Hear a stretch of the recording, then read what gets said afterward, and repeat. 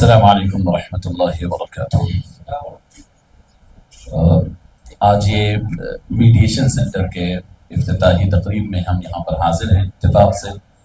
جو باغ عامہ میں جو میڈیشن سینٹر چل رہا ہے میں اسی سے اٹھ کر آیا ہوا ہوں۔ ہر ہفتہ ظہر سے عصر تک ہوتا ہے۔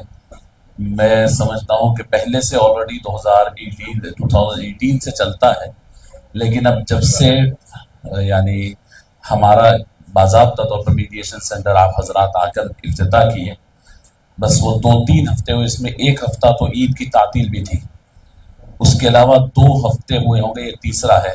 میں ابھی اسی سینٹر سے آ رہا ہوں، تقریباً میں سمجھتا ہوں اس سے زیادہ لوگ وہاں پر بیٹھے ہوئے ہیں۔ وقت بس نہیں ہو رہا ہے، فیملیز ہیں، اتنا بڑا کام ہے، یہ صرف افتتاح نہیں ہے، یہ بہت بڑی کمیونٹی کی ذمہ داری ہے، اور اس کے ساتھ وقت دینا، اور وقت اس لیے دینا کہ صرف لوگوں کے درمیان مصالحت کرنا، اس میں کوئی دنیاوی مفاد ہمارا نہیں، اس کے لیے جڑنا اور بیٹھنا۔ جیسا آپ نے ابھی ذکر کیا، میرے پاس الحمدللہ 2 وکیل حضرات، ایک ہائی کورٹ کے اور ایک کرمنل کورٹ کے، بہت ہی معتبر ہمارے مسلیوں میں ہوتے ہیں۔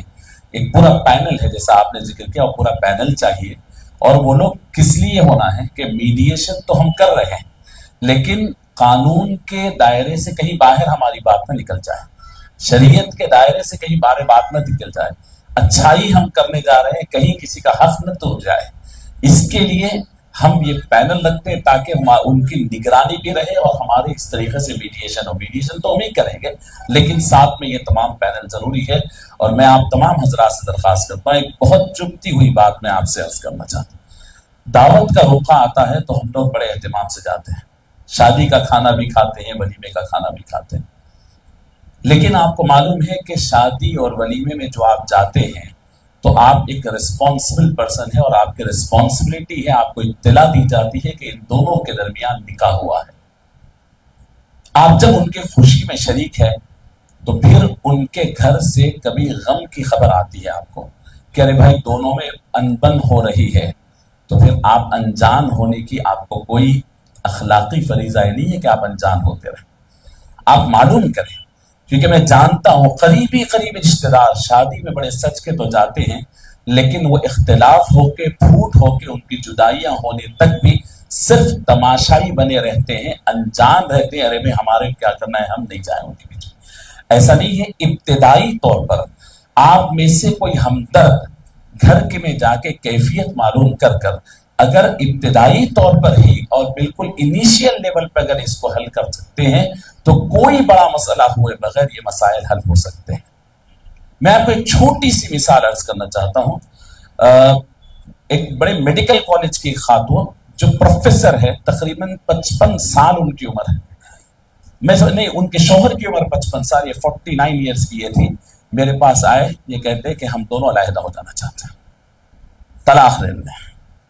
اب میں بولا بھائی ٹھیک ہے، اچھی بات ہے، بیٹھ گیا، یعنی بڑی عمر ہے دونوں کی، وہ بھی نارمل خاتون نہیں، پروفیسر ہے۔ میں بٹھا کے ان سے تفصیل پوچھا، بڑے درد سے، بڑی تکلیف سے، بہت ہوتے ہوئے بتایا، نہیں مول صاحب ایسا ظلم کسی پہ نہیں ہوا ہوگا جو میرے پہ ہوتا ہے۔ میں بولا بھائی آخر کیا ظلم ہے، جبکہ آپ اتنی انڈیپینڈنٹ خاتون ہیں، جاتی ہیں آتی ہیں۔ تو ان کا درد کیا تھا آپ کو پتا ہے؟ وہ یہ بولے کہ میرے شوہر نے اپنی کمائی مجھے آج تک نہیں بتائی، اور چھپا کر بتائے، اور چونکہ میں کماتی تھی تو میرا خرچہ ہوتا رہا۔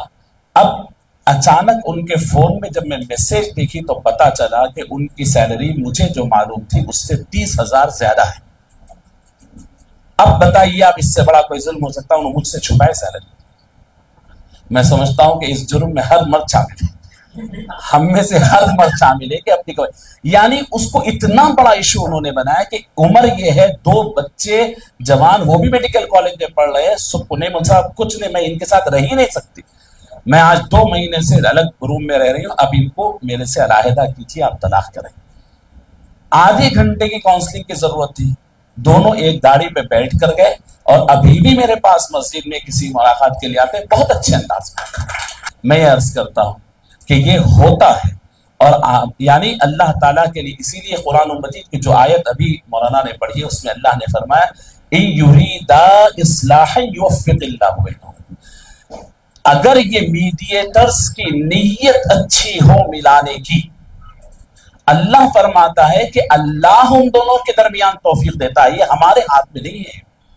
नीयत अगर मीडिएटर्स की अच्छी हो, मिला देना चाहते हैं, तो उन लोगों के दिल में नरमी और मुआफ़क़त अल्लाह पैदा करते हैं। तो बहरहाल मैं मुबारकबाद देता हूँ ये मीडिएशन सेंटर के जिम्मेदारों को, और ख़ास तौर पर हमारे चीफ जस्टिस साहब, यानी आज के चीफ गेस्ट साहब पंचाक्षरी साहब को, और हमारे सीर उमर जलील साहब को, जनाब लतीफ़ साहब, और ख़ास तौर पर अबू अमल साहब को, कि ये अबू अमल साहब के बहुत सारे काम हैं।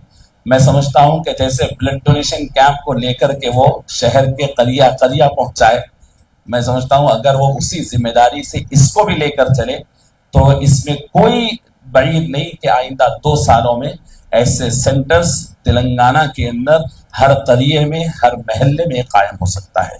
जिम्मेदारी हो लेकिन उसके ऊपर पकड़ जरूरी, जैसे साहब ने फरमाया, ये इतनी बारीक चीज है कि इसका इस्तेहसाल भी हो सकता है, इसका लोग गलत फायदा भी उठा सकते हैं। पकड़ मजबूत चाहिए और उसके साथ ये सेंटर्स का आगाज हो, यानी बड़ा जाल फैल सकता है और पुलिस स्टेशन और कोर्ट के केसेस में बड़ी तादाद में कमी आ सकती है।